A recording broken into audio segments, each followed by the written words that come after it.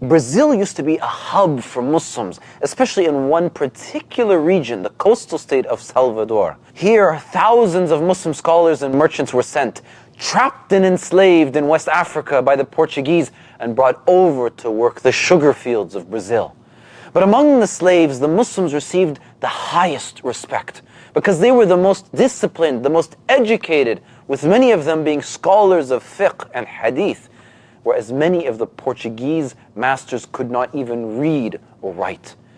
But eventually the Muslims, they gained so much influence in the slave class of society that they became the leaders of a revolution against their oppressors. But when the Portuguese found out about their plans, they arrested their leaders before they could act, and they slaughtered and captured the rest of the Muslims, with over 100,000 of them being deported from the country. This was the Malê revolt, one of the most significant events in the entire history of Islam, and yet virtually no Muslim knows about it.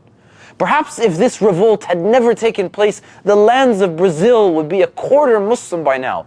Perhaps if these scholars and merchants and craftsmen had remained in the country, they would have become an elite class within Brazilian society. This is why I'm writing the book on the entire history of Islam, because by looking at our past and seeing what went wrong, we can have a better understanding of our future. This will be the greatest book of our generation, and a book that we so desperately need. We need to learn our history if we're to learn from the past. We need to teach our children the history of this ummah if we wish for them to hold on to the rope of Allah. So go to my website now and pre-order the book. I will literally write your name into its pages so that you will forever be remembered as one of the original backers. Perhaps because of this book, the Muslims will remember their long history in Brazil, some nearly 300 years long.